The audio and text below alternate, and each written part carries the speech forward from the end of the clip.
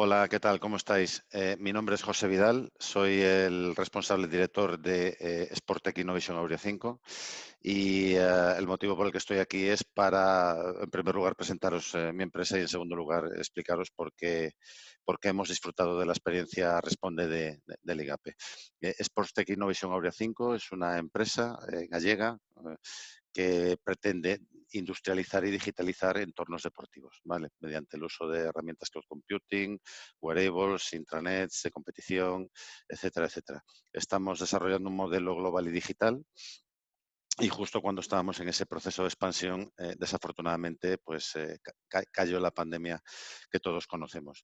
Entonces, precisamente a partir de ahí ha sido realmente fundamental para garantizar la viabilidad de la empresa, tener la oportunidad de contactar con el IGAPE, de disfrutar del programa Responde.